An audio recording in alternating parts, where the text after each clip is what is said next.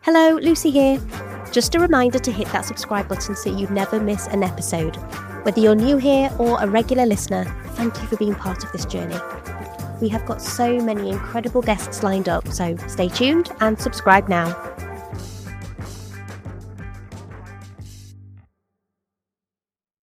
Please tell me what those are, because I've been hearing you use a card with each of your guests, but I'm not certain. Where are these cards from? Did you make them? Where do you get these? No, so they are 100 inspiring quotes, and I was made redundant 2021, and I got myself a maternity cover contract, and I was working with a group of students on their devised project.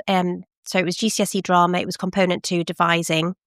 And at the start of every rehearsal, one of the girls there brought in these, and we used them as a sort of springboard for discussion at the start of the rehearsal.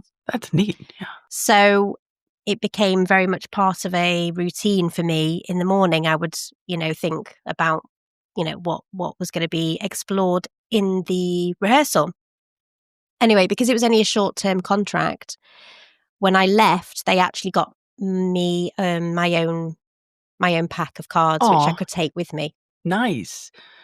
It's a great way to start a dialogue too, anywhere. Yeah, that's great. Thank you for the backstory. Yeah. That's all right. I'm going to shuffle them. I am shuffling the cards right now. So if you want to tell me to stop at any point, and I will take the top card. Okay. Stop, please. Okay. So the card that's come up for you is "Don't waste your beautiful mind on ugly thoughts." That is amazing. Because exactly what I need, because as a highly sensitive person, an introvert, and from a dysfunctional background as a middle child enabler, I constantly have to fight against that negative, inner critic. That is a beautiful thing to focus on. Read it again, please. Yeah, I will do. So it says, "Don't waste your beautiful mind on ugly thoughts." Oh, it's beautiful. It's gorgeous. Love that. Yes, I'll send a picture of that to you. Oh, that's nice. Just as Thank you. as an affirmation. Yeah, because so often we can start to listen to that inner critic. And as you say, if it's been part of your makeup for such a long time, it's quite difficult to quieten that down, isn't it? It can be, yes. Yeah. I'm learning and have learned through my 30 years of teaching, being in the education system myself for a long time, not there anymore, and very grateful I got out before the pandemic. But I've learned how to navigate the inner critic. But it's still wonderfully refreshing to get reminders like that, because it really is as simple as that. What you focus on grows, right? So you've already mentioned that you've worked in education, but you wear lots of different hats. So, which is incredible. So do you want to just explain to our listeners exactly who you are and what you do and what you offer and how you work with creatives? Because I think they'll be really interested in finding out about your story to begin with. Well, let's hope so. So I'm Leigh Hodgins. Thank you so much, Lucy, for having me on your wonderful show. I am a lifelong creative. I'm a pianist, composer, poet, author, podcaster, content creator, and creative empowerment coach. For 30 years or more, I've taught and supported creatives from young, piano learners all the way to seasoned artists and everything in between. And I now help people as a creative empowerment coach to build or rebuild, trust in their creative process, reset their energy, manage their energy, overcome blocks, and find sustainable creative flow. And I do that through my books, my digital courses, and my signature coaching program, Creative Empowerment Coaching.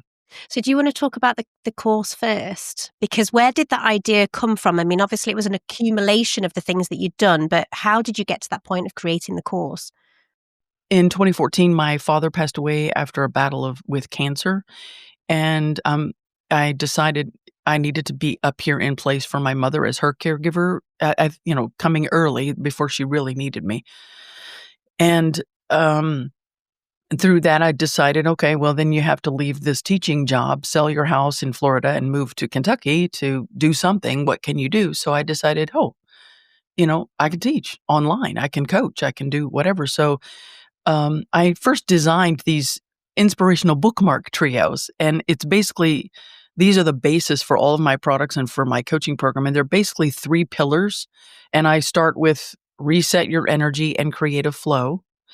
And then, and that really depends on the individual, where you are, what you're struggling with, but it covers a lot of um, self-limiting beliefs, energy blocks, energy management, boundary setting, burnout recovery, largely because I'm walking through that myself. And that is the most robust pillar of my program, because I feel like that's where most of us need to start. Like, how do we clear the blocks? How do we get the energy?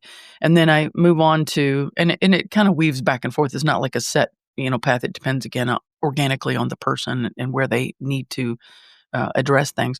But then there's keys to nurture creativity. And these are just in my years of experience and working with people around creativity and researching what works for professional creatives. These are based on the research of what really nurtures creativity, basically, and practicing those, implementing those.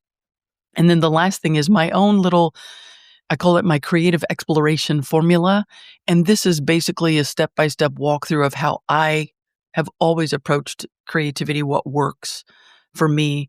And a big core of that is navigating that inner critic and learning how to, it's inevitable. We all have to address it. Even seasoned, professionals have to address it here and there. There's always a new plateau that we have to struggle to get out of. So learning how to navigate that, and this always, seems to work for me. So that's basically the summary of what I do and how I help people. Wow. And it's interesting because we're both educators. We both work creatively with our students and we teach art subjects. But I was listening to a video recently. It was Donna Karan, the fashion designer, and she was saying that creativity can't be taught. It is an innate gift that we have. What do you think? Because that kind of threw me a little bit, because we are in the business of teaching creativity. I'm not sure I would agree that creativity can't be taught. I think it may be just the vernacular of that. I think, as I think you do, that creativity is inherent in all of us as human beings. It is our birthright. And it's a matter of, I think what can be taught is that navigating the blocks, navigating the inner critic so that you can access what's already yours inherently. I've talked about this on as I'm a guest on other shows and in my own content. There are so many people that think I'm not talented, I'm not gifted, I can't do this, I can't do that. Well, in comparison to, maybe someone who was born karmically gifted, great. We need those people because they inspire us and they, motivate us to develop our skills and our discipline. But if you can't do something, there's nothing that's stopping you from learning how to do it. That to me is, in a nutshell, my response to that statement about creativity. It can be learned. You just got to tap into it. You've got to tap into think? It. No, I completely agree with you. And I've noticed, certainly in the last 18 months since I started the podcast, I've really learned to trust that action creates momentum. So when it comes to getting through those blocks, that quieting the self-critic, I just act straight away. I don't overthink things. I put things out I'm not worried about, for the first time in however many years, that I'm not perfect. No one is. Hey, good for you. I just don't know what I mean. But it's taken me such a long time to get over that. And I think because I've now worked through that and I'm learning to accept that, it means that I can let my creativity flow more easily because I'm not editing myself. That's wonderful. And if I can say so, because I'm confident that I'm beyond this aspect, I think that comes with age. If I could do anything differently, if I knew what I know now when I was younger, and you've come to that now, is that, trust in yourself. You are so unique. The way that we do things is so beautiful when we are authentically true to ourselves, and get that other stuff out of the way and just trust it. If I could tell myself that, from when I was 20, 30, or 40 or whatever, I think I would have exponentially done so much more creatively and helped so many more people. But fortunately, I did get, get there where you are, and understanding, it's just about developing self-belief, really, I think. And that's why it's so important that the arts are embedded in education, because we need our children to understand this sooner. If anything, it's like Sir Ken Robinson says, we nurture our children out of those Yes, we do. innate talents because we have to send them down a certain path. Right. Right. And, creativity can be Mm. so powerful in everything that we do, not necessarily our work, but in our relationships, in the way that we show up for ourselves, in our business ventures. I think you hit the nail on the head when you said, I'm not sure exactly how you verbalized it, but I really feel it's the mission of artists like yourself, like myself, anyone who has that creative connection to just, we have a mission to really connect everyone, especially young people, especially children, to that and keep them connected to it, because systematically, in the institutions, it's getting, moved away. So we have a bigger mission to keep it alive, I think. And I I know it sounds maybe a little, I don't know, soapbox platformy, but I do think that art and artists are the way to peace. It's as we develop ourselves and get in touch with that, we share it with others, it awakens their own humanity, and those connections bring some creativity in itself, and then working with that, we connect to the greater whatever's out there, the universal spirit of life, and that is impactful towards global everything, and as small as where we are, the micro community where we are. And I think it's so important to remember, because society does it backwards. Society tries to place emphasis on what's economic, what's military, what's political, what's financial, whatever it is. And not to negate those things, they're very important. But as an artist, we connect with what's at the core of all of it, and that's just the potential of a human, and we connect not just with our potential, but with the greatest, most positivity about that, because to me, that's what creativity is. It's like the art of the cry of your soul. That's what art is. And then, putting each other in touch with that, to me, I feel very grateful that I'm an artist and I'm a creative person, because I'm in touch with that. And it can be overwhelming, like you said, we gotta, especially when you've been through the education, or if you're in the educational system, it can be, or just in society, it can suck everything out of you, so you have to protect that energy. But I think if we learn those things, how to protect that energy, how to manage our energy as creatives, we can really make an impact in our little community and as wide as, the universe. And that's just my experience, and that's my feeling about that. Mm. It's a good world to be in. It is a good world to be in, especially with you, Jenny, honestly. Thank you. I'm glad that we're here. Take me back to when you first started to learn the piano, because I also play the piano. I heard that. Yeah. Yeah. So I started learning when I was 5. When did you start to learn, and how did that journey go for you? I'm excited, and I know you're waiting on your piano, or you're getting your piano back to your house. That's right. Yeah, with I was given a baby grand piano by Lucky ducky. my granddad's brother. Wow. And so it is currently at my mum's house. So I need to get it over to my house, but we're renovating, so it's difficult to bring it in. Yeah. Yeah, looking forward to that. Oh, that's exciting. Well, okay, so I started piano very simply. My parents put me in a group piano class with my sister, and it was very simple, in Lexington, Kentucky, where I grew up. And I was immediately mesmerized by the harmony, the symmetry of patterns and sounds, and it just hooked me. And I think a lot of that, as I've reflected on this, I think a lot of my attraction to music and that symmetry and that harmony, that piece of it, was because I was growing up in a very dysfunctional family, and it was a way for me to, kind of an oasis from the kind of chaotic background that I had. But I had a lot of gaps over the years in my piano, because it was back then, much less cosmopolitan city than it is now. And my parents had a hard time finding qualified piano teachers back in that day. So I would go years without, piano lessons, and I had a few really good teachers here and there, and they would teach me everything they could, and then I'd wait another year or so or whatever, and then by the time I got to college, I had a lot of gaps. So I started out with a great deal of um, uh, anxiety, and lack of confidence, but um, through my journey in that, I decided to major in piano. I started out in piano performance, and then I discovered that I liked writing music more than I liked practicing what other people wrote.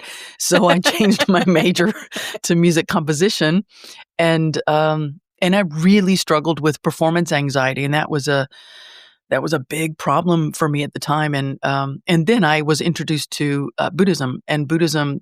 I'm an SGI USA Buddhist member for 39 years. I've practiced as a member in SGI, and the the Buddhist practice itself, it's basically centered on um, belief in your inherent potential, belief in the greater self of everyone, and the dignity of all life. And the whole premise of it is, when you become happy, you can bring and contribute peace, to other people. So that's all well and good theoretically, but I was struggling with, anxiety about performance really badly. So I started chanting specifically about that. And through that process and through the learning experience I had with that as well, I just overcame, my performance anxiety. And I think and I teach a lot of those skills. I don't necessarily teach Buddhism. I'm not a Buddhist monk, or a Buddhist teacher, but it's the anchor for everything that Yeah. I've been able to do. And I think one of the biggest things that it helped me do is recognize it's not about music performance or any art or creativity. It's not about you per se, though you're bringing yourself to it. But when I learned to focus on how can I use this as an instrument to connect with people, heart to heart, life to life, how can I use it to bring the power of the universe that's within all of us through this process? When I focused on that bigger why, my nerves just started dissipating. And of course, I did normal things like breathing, um, desensitizing myself by performing frequently, practice envisioning, all the things that work for, reducing anxiety. But that's kind of how I started getting into music. And then I've just done a lot of things since then. It just grew. I started teaching privately in many different facilities. I got into the school public system. I lived in Japan for 5 years and taught over there, and put together my music theater CD and performed around doing my music there. And I've just gigged wherever I land myself. Okay, where do I bring my creativity? Yeah. And I've Where just are kind my of flown. people? Yes, exactly. Just go wherever is needed. So yeah. I love that. And it sounds to me like we've got a lot in common because so my degree was in music, theatre performance and music, and I also really struggled and still struggle with performance anxiety, but I decided to go down the composition route because I've always written You did? songs. Yeah. I did not know that about Yeah. you. We Yeah. are I our don't think people. anybody knows that about me. Oh my gosh. Everyone knows now. Don't edit that out. I So do carry edit on, sorry. I do edit a lot of what I share with my guests out sometimes because, well, I think the platform is really about the guest, but I'm realizing that actually There's it's a synergy. Yeah. so much part of this Yeah. platform is bringing my story to light Yes. as well. And it's that conversation. So you were saying you ended up getting into composition as a degree. My final performance was in composition, but I would also gig as well. So I was a singer, and I would gig in local pubs and clubs and things. And then when I finished my degree, I was going to apply to be on the cruise ships, but actually I fell madly in love, and I ended up moving to Cornwall and followed my heart and lived in a caravan for a little bit. And then I slowly started to come back to my creativity, my music, my dance. Wow. And when I get the piano back at my house, I am going to invest in some lessons, and I'm going Yes. to, Good girl. Yeah. just Good for you. sort of re-immerse myself into music. What sort of music do you compose? Different things. For example, I've scored for about a dozen indie films. So from the music that I use for that is typically orchestral, a lot of percussion, strings, sometimes horns, piano, of course. And the musical theater is a 12-song original musical theater CD, basically, that I wrote. I used to, sing a lot. Like you, we're very parallel in our stories, except I haven't fallen in love yet. So This time yet. Red alert. Everyone listening, who's the guy next to you? Anyway. And then I do, I've done a lot of contemporary classical piano pieces, of course, because my classical background, and then my own take on it. It's kind of modern contemporary classical stuff. When I gigged a lot, I did a lot of just pop stuff, and the Joan Baez, Joni Mitchell, Carole King, that kind of stuff. The stuff that was mostly popular with people. But what I discovered as I was gigging is that I did a lot of classical music in college. I was college, president and stuff like that, and all the madrigal and the classical choirs and things, jazz choirs. But I was a soprano, and no one believes that, because especially right now, because I got up early and my voice sounds like a frog. This morning I sound very low, but as I gigged, as I performed, I recognized this high soprano that I've been using since college is really not as accessible to people. I mean, in musical theater, it's not so bad because there's a range there and I can do that. But I started lowering my, range, the octave, and started singing things more in a speaking range for people. Not quite this low, maybe a little higher. But, and that seemed to make it a little more accessible when I did pop stuff like that instead of the high range. That's interesting to me that the general listener gravitated more toward the lower ranges of voice, whereas musical theater, you can get away with all kinds of range and soprano because it's kind of the nature of that art form, I think. Anyway, I don't know why I said that.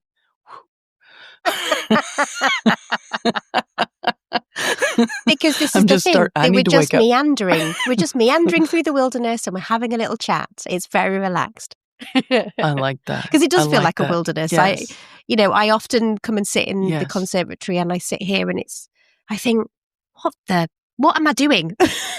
What the hell am I doing? Am I trying to bring so many different identities together in this platform?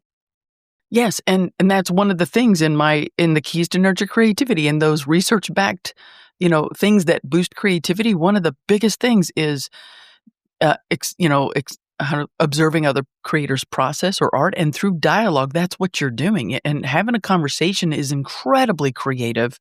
I hear, on your episodes, I hear where you go with your conversations, and things come out of that very naturally that inspire, and I'm sure you walk, even though you may walk away a little tired from, your schedule of interviews with people, it's still very inspiring. You've got all those things percolating from just hearing people talk about the way they look at things or the way they do things.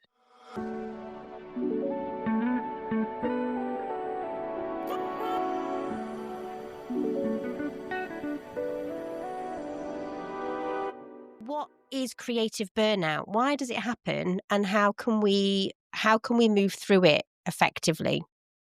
Yes, everyone sit up. Pay attention. Well, I know it because I'm literally walking through it myself. I'm in burnout recovery myself, and I think it shows up differently for different people, of course. It depends on your personality. It can be just plain exhaustion. It can be numbness. It almost, for me, mimics the grief symptoms.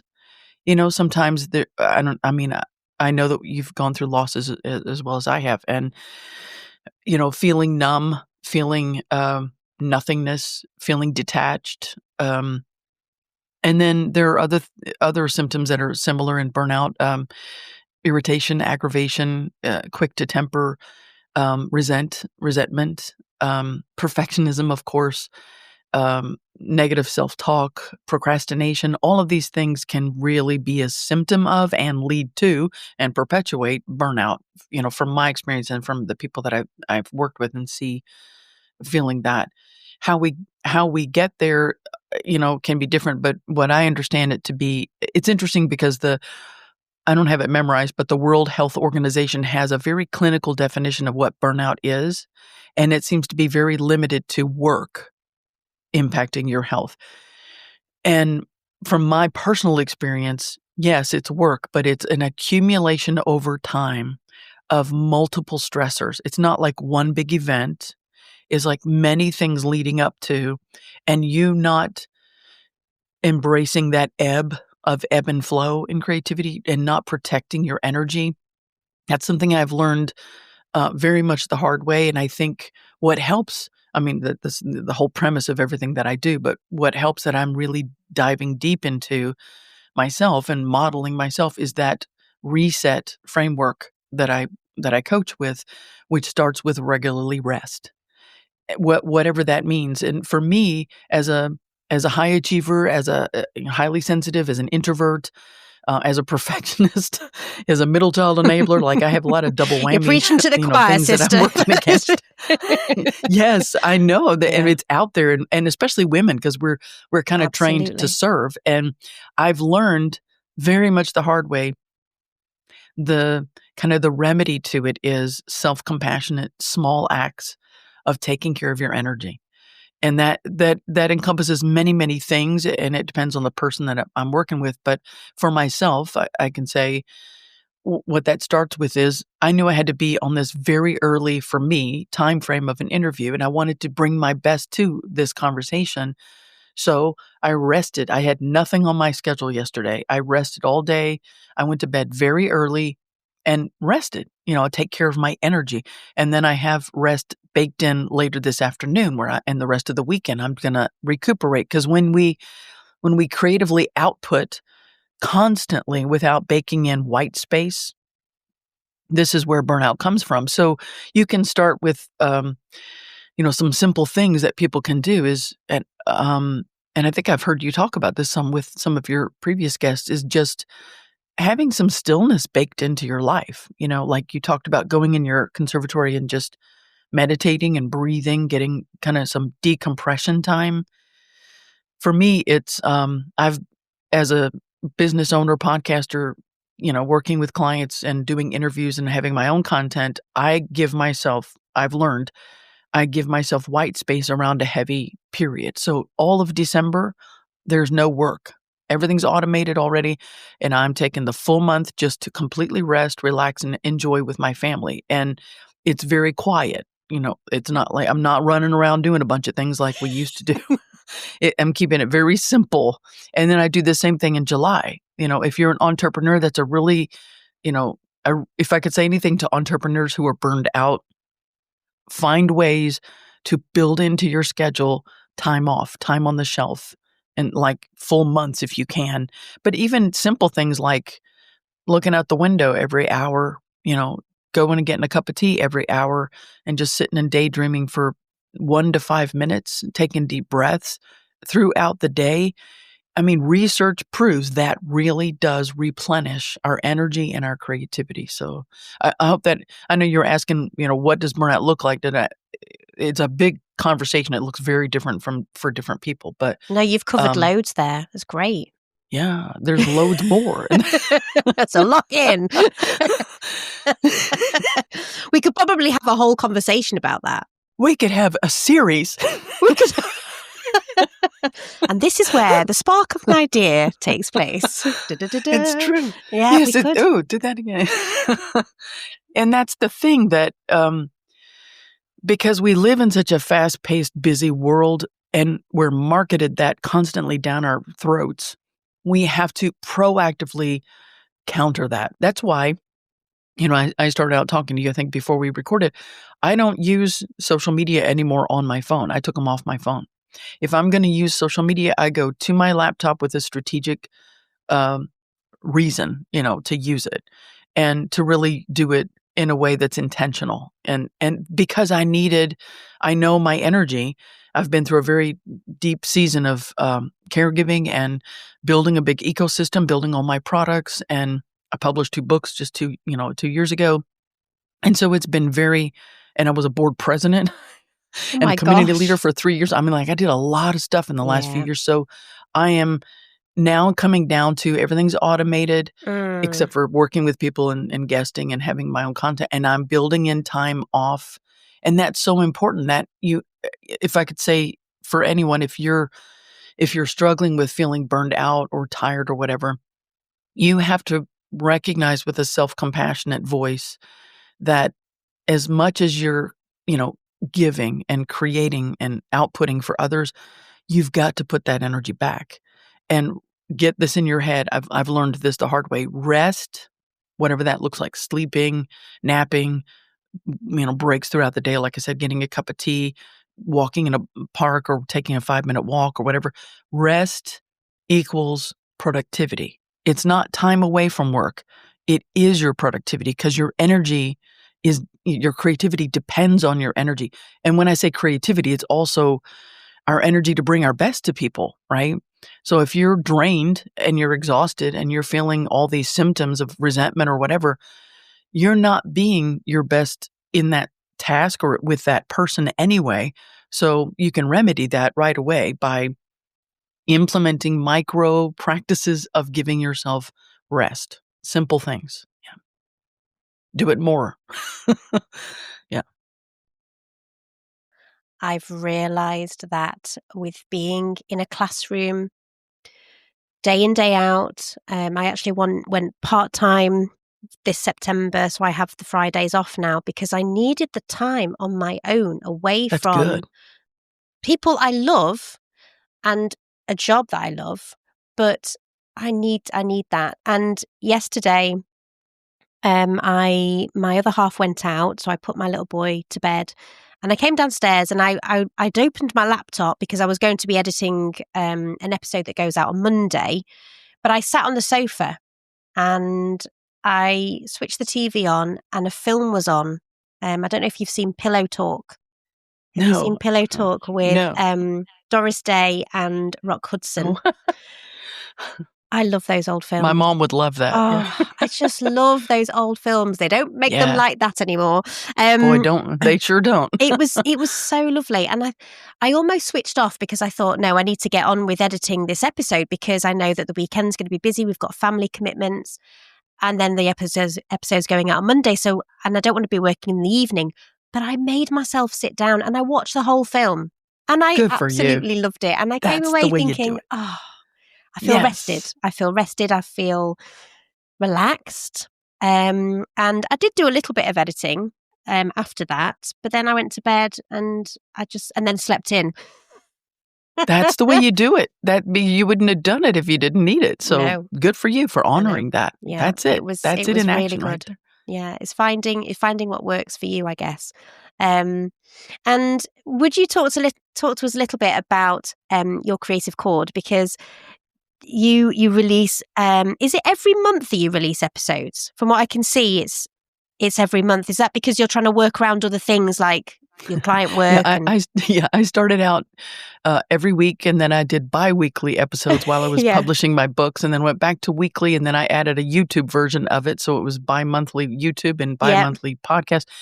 And I decided, okay, it's time to slow your roll. So now it's monthly, Yeah. so that and it's just a monthly, whatever it is, so that I'm managing my energy better, so I can work with clients, so I can, put better content out, and so I can free myself a little bit more for a more sustainable workflow. And of course, being a guest and Yeah. interviewing and having guests on my show, having space for it, basically. Yeah. And are you in are you in your studio now? Is that where you record? Yes. This is just my relax space. There's a TV over here on the wall, so I'll sit back there and chill out. Sometimes I'll practice piano here at times, or use my computer to compose with it.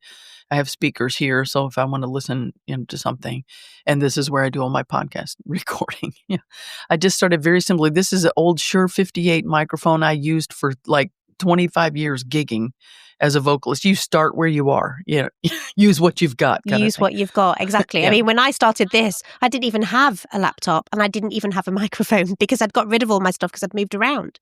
So I just had to, start again. And it's something that you talk a lot about is creativity, allowing you to process and move through very dramatic, but not always, but life transitions. And you've spoken a lot about this. Obviously, creativity does play a part in moving through big events in our life, but sometimes we just can't access it because we need to sit with the emotion of whatever we're going through, right? And absorb life. Yeah, that's again back to that ebb and flow thing. Creativity has its own rhythm, and through many losses that I've experienced, many of them very sudden. At least 4 people, that in my life have passed away unexpectedly early. From my brother before he was 29 in a car crash to very lifelong close friends that, died within a couple of months of a cancer diagnosis, or someone who passed away before 50 of a heart attack. I mean, so when I've gone through those inevitable losses that we all go through, those were times it differed, per situation, but there were times that I felt nothing. I didn't want to do any kind of creative anything. I didn't want to write music. I didn't want to create poetry or write lyrics. I didn't want to even play the piano in some cases. But I've learned that that's okay. There are times where you just have to sit in stillness, self-compassionately be there for yourself, do what you need to do for you to, again, manage your energy, take care of yourself. For me, it was, I ended up gardening a lot, and I ended up digging deep into my Florida yards and zero-scaped everything. That was like my grief therapy, basically. I created an oasis for myself of native plants and a pool in the back, and I didn't do any composing or poetry most of that time. But what I've learned too is that, again, to me, it's like, it's interesting how the creative process does kind of mimic. I'm comparing it to the grieving process just because I've had so much experience with that. It may compare with other things, but like you said, your life knows what it needs. Like when you watched the Doris Day movie, yeah, you had things to do. Yeah. Productivity to-do lists never end. They will always be there. But you took care of your soul, what you needed in that day, and came away refreshed. And so for me, it's the same thing with creativity.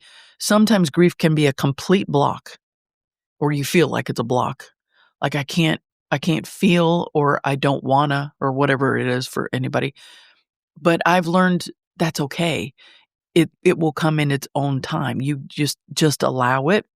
Be gentle with yourself. Give yourself time. Give yourself whatever you need. For me, it's usually nature, immersion, quiet, away from things, or listening to other music, or watching dance, or artistic performances, or go into an art, whatever it is. Soothe yourself. And all that time, I've learned that it's percolating, and when it's ready, it comes. And it always has, as long as it has to be nurtured. That's, creativity must be nurtured. And that doesn't mean you beat it into existence. You don't push it, you allow it to breathe. And that's, to me, the kind of the crux of my reset framework, is really embracing and trusting in your own process, and kind of relying on those, again, self-compassionate mini acts, as simple as allowing yourself to watch a movie instead of forcing yourself to work. That is your wisdom. That is, to me, that's creative wisdom there.